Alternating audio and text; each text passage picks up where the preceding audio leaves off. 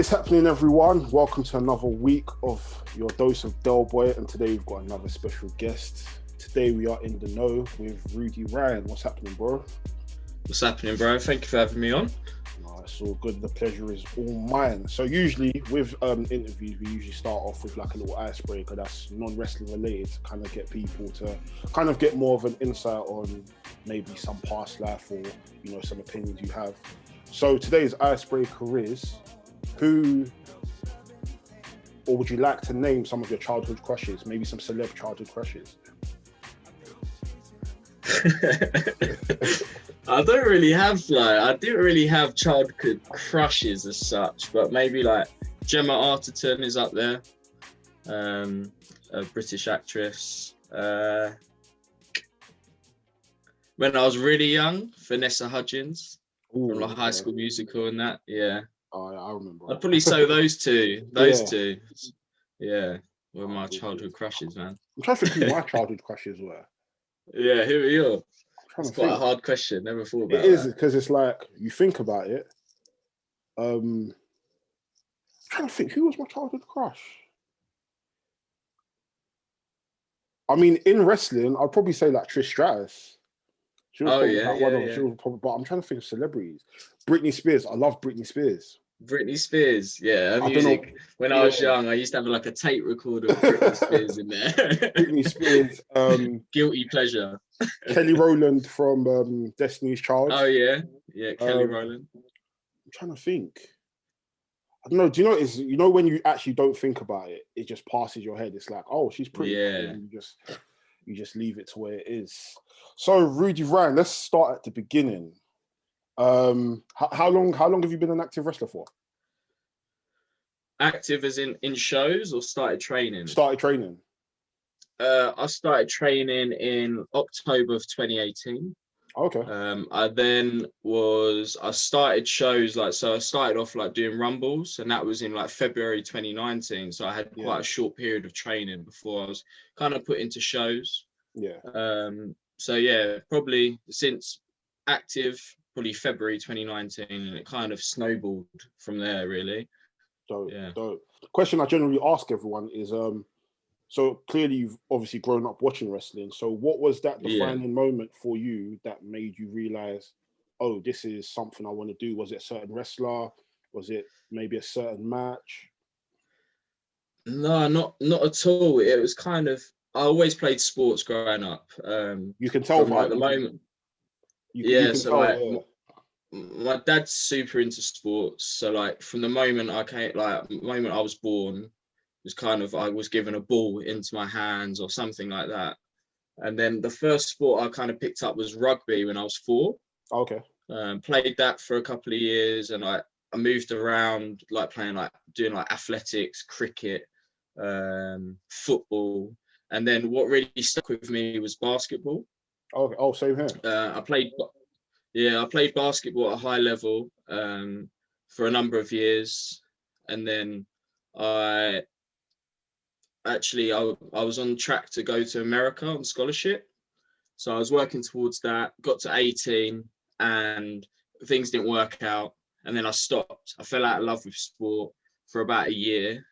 And then after a year, I got into American football, played that at a high level. I ended up representing Great Britain in American football. Oh, shit. And then for 2 years, I was on a 2-year program. Like I was with them for about 2 years, and then I got picked up by the English Institute for Sport, which is like the governing body for sports in England.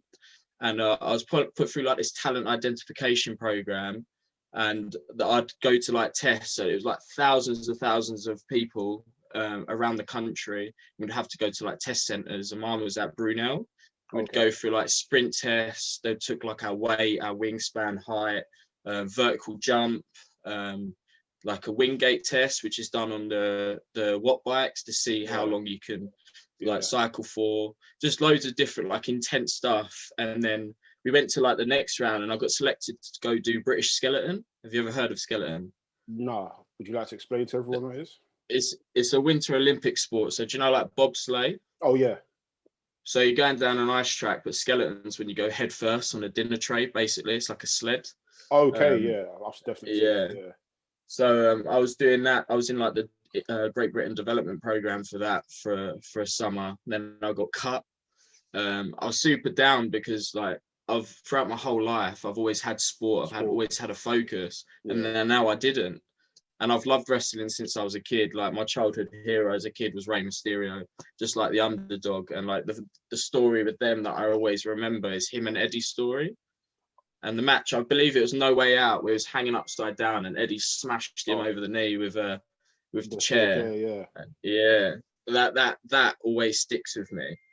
And I couldn't afford to like have Sky then or watch pay-per-views. Yeah. So I remember someone I knew that did. He would tape it on a DVD, and then once it had finished, we'd just like pass DVDs. Yeah, and I used to watch that. But that's the childhood wrestling moment that kind of made me really fall in love with wrestling. Yeah. But yeah, going on to me starting, I wanted just something to focus on, something a bit different, something I've always wanted to try, keep fit, and that was my decision. I didn't tell anyone about it. I just literally just went and started training. Yeah. I trained in a few different schools, one in Purfleet, and then I went quite regular to one in Dartford for IPW. Okay.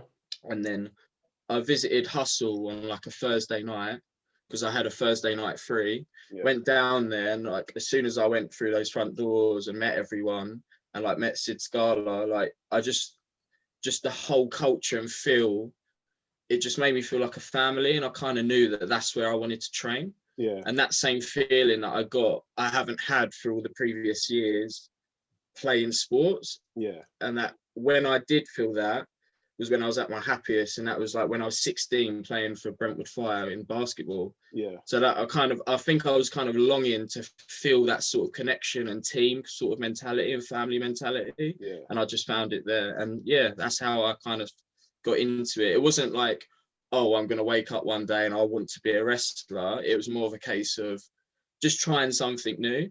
Yeah. And then just got recognized and pushed, and the more and more I trained, the more and more it was like, oh, actually I can do this, you know, I can, all right, let's do some shows, you know, and then it just kind of went from there really.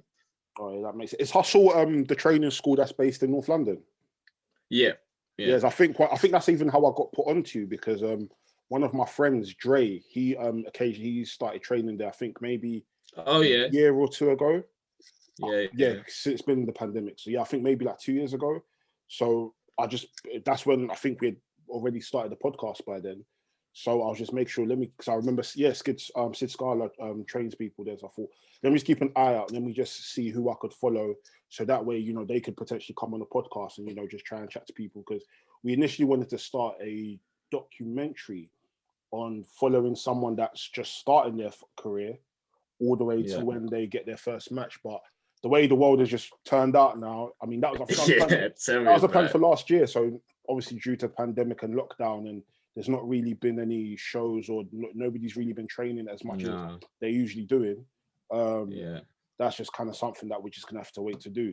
But let's speak about the lockdown. How was it for you during the lockdown? I'm sure you didn't really get to do too many shows, or have you done any shows since the lockdown? No, I haven't at all. I had shows up until probably the week of lockdown. Like I had quite a busy schedule, and like after lockdown, it was starting to really pick up. I was starting to get a bit of momentum with bookings, and it was looking real positive. And then I remember like this one show, and like the organizer said to me, like, do you want to do it? And I was a bit like up in arms, just safety, like just everything that was going on. Like, I just thought it was the right decision not to do it. Yeah. And it turned out that show ended up getting cancelled anyway, because we were in lockdown. Yeah. But yeah, in terms of like wrestling wise, I've been doing like online stuff, like watching game tape. It's back to my basketball days. I know all about that, man. Just watching matches, like just getting ideas, character wise, just understanding who I am more than anything. I think this lockdown's helped me understand who I am as a person, which will then help me perform to my best. Yeah. Going forth, really. So it was a very positive, is as much as of a negative thing the lockdown was and shut things down, you can take some nice positives from it. Yeah, no, definitely. So I have seen that the lockdown has kind of made people kind of have to flip their way of thinking of, okay, cool. Not even in just wrestling, but maybe just in general, that, you know, if I'm the type of person that does this kind of thing, now I can't really do that due to the lockdown. I now have to do other things to kind of bring attention to myself. So whether that's creating online content and maybe doing like more online promos, or just stepping up their Instagram and Twitter game, or just anything to just kind of, you know, to make up for the fact that there's no live shows and there's no wrestling at this moment in time. So, I mean, I think it's been beneficial to a lot of people. And obviously we saw like stuff like Speaking Out, it kind of shed light on some negative stuff that is going on within British wrestling. But I guess it's only the way up from here, you know. That's it, man. Just positive stuff from now on. That's literally, that's all we can really take from it, you know, because there's a lot of negative stuff that's already happening in the world. So it's like, you know, that it's too much. Yeah, man. For real, man. So I wanted to ask another question in regards to your wrestling style. Because I watched the match against Warren Banks. I also watched another match against Conor Mills. Sick matches. The thing is, man, I feel like with every wrestler that I've interviewed so far, I've been able to pinpoint like who they may have gotten some sort of inspiration from, or where I've seen their style from. And with you, it's like I see it, but because there's strengths in so many different places, I'm finding it hard to kind of pinpoint who I'm struggling to find who your inspirations are, because it's like you're quick, you're strong, and you're very technically proficient. So maybe it's better for you to be able to tell me, like, who are people that you've, not to say you based your style on, but you've probably said, you know what, I like the way this person wrestles. Let me try and incorporate this. You've obviously got your sporting background. So talk to me. Do you know, I love like amateur stuff, you know, like amateur style, that legit sort of wrestling. So like people like Kurt Angle, Chris Benoit, even a little bit of Eddie, those guys I kind of look at and watch. Chad Gable, all those guys, just kind of like the amateur raw guys I love. I love their stuff. But in terms of like I feel like I get a little bit creative with it, where I incorporate stuff that I've done previously in all the other sports. And I feel like different moves and sometimes the way I move, it's just incorporating all those little subtle things from like those different sports that I've experienced that kind of make me.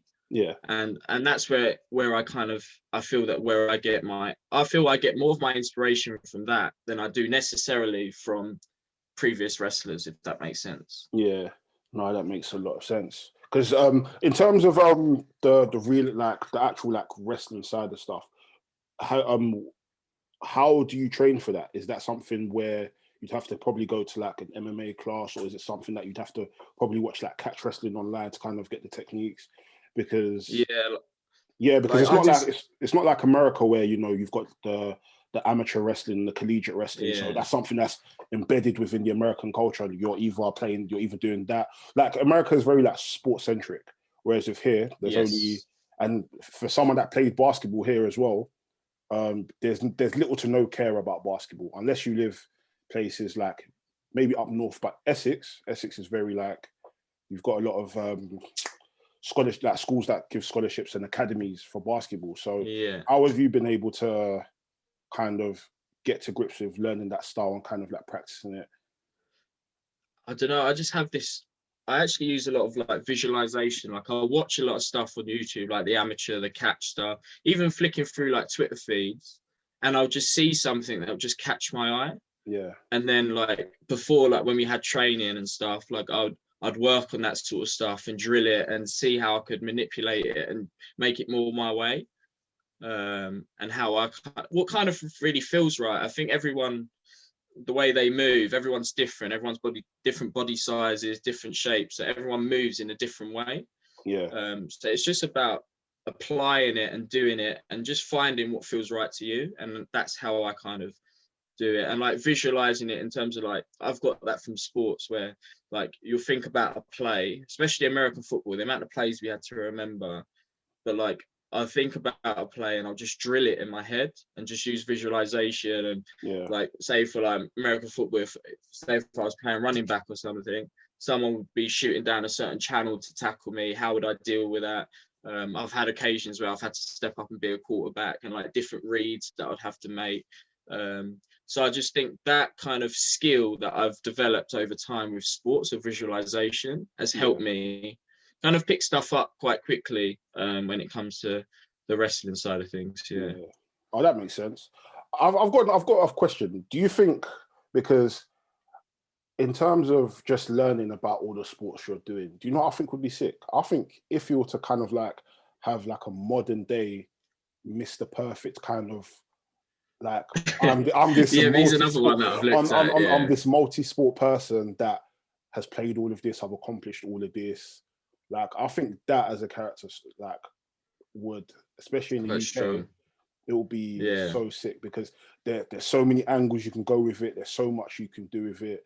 And just from watching the matches as well, it's just like, okay, cool. You can go toe-to-toe with like technicians, you can go toe-to-toe with powerhouses, and you can go toe-to-toe with maybe some high flyers as well. In terms of, you've got a sick drop kick with you as well. That's one thing I noticed about the matches I watched. I was like, oh shit, this guy's drop kicks are proper sick. So that's Mr. Perfect, I've looked at a lot of his stuff. I do like him a lot, and the way he takes takes some bumps and like hits the mat. It's impressive, man. I think he's well ahead of his time. 1,000%. How's it like taking your first bump? Do you know what? I think it winded me. Like you're not ready for it. You're never ready for your first bump. But I think my advantage is that I wasn't afraid to get hit or get hurt. Yeah. Just because like taking hits and like from American football, I guess, or going down an ice chute on a sled, like you're not afraid to get hurt at all. Well, so you just have to go for it, and just deal with the consequences later. So it winded me, but once you take your first one, it's kind of a bit addictive. You start to enjoy it, and then it goes from there. And then before you know it, it feels like it's just every day. Yeah. You feel sore afterwards though. No, I can only imagine. The next day, DOMS. No, I can only imagine, because I want to wrestle at least one match. Like, I actually want to train properly and wrestle one match and then win. Do it, man. There's nothing stopping you. I want to go against like, me and Mark, undefeated. I was going to be undefeated.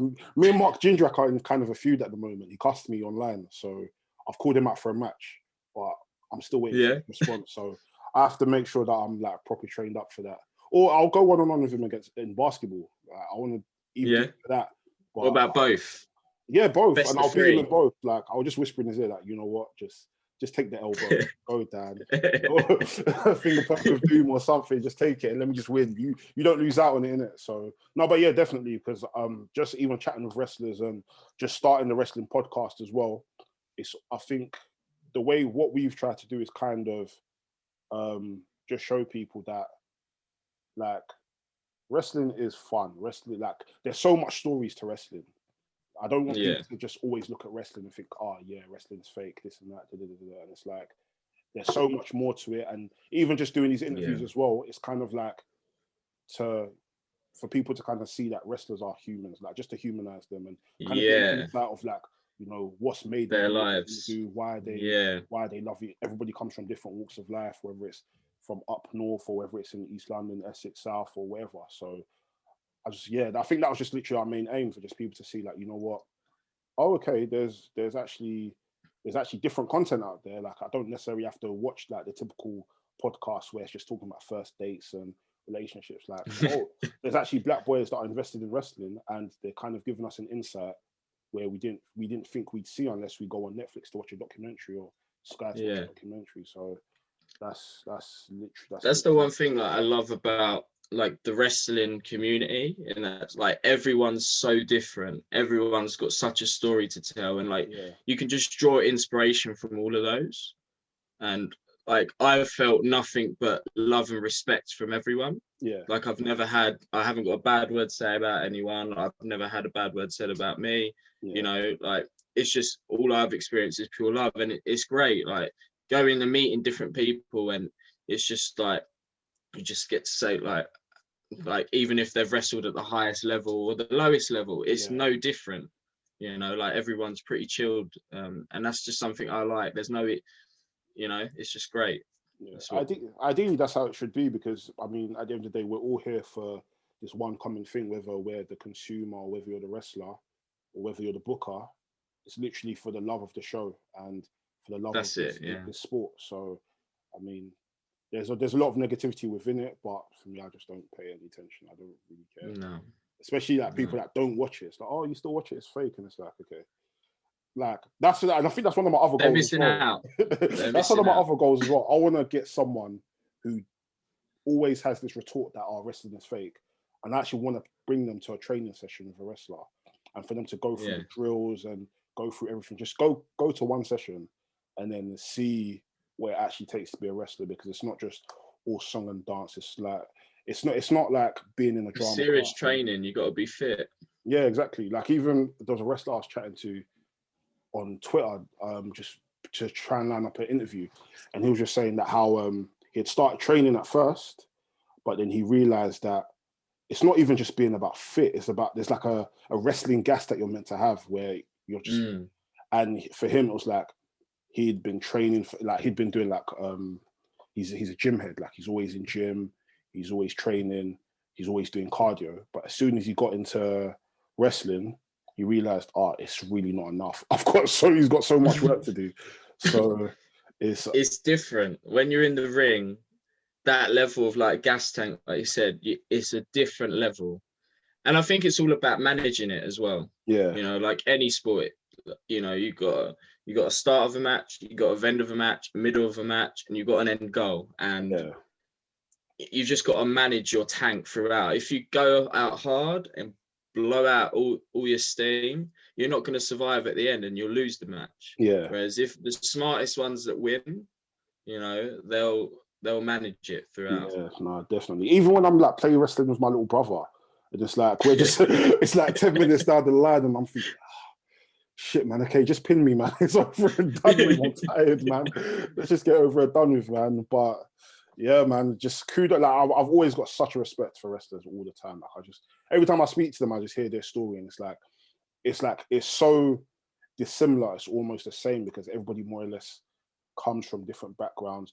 A lot of people's reasons for wanting to do wrestling is very different, but it's more or less the same thing. Like they just love this sport. It's absolutely crazy, man. What have been some of your favorite matches that you've had? Favorite matches, against the one with Banks at Progress pre-show, about a year ago. Against Paul Robinson at DNA. Paul Robinson's one of my favorite wrestlers. Yeah, I faced Mills twice, and I enjoyed both of those. And a match against OJMO. OJMO proper good as well. Yeah, was one of my favorite, and Pretty Deadly at one of the Hustle shows.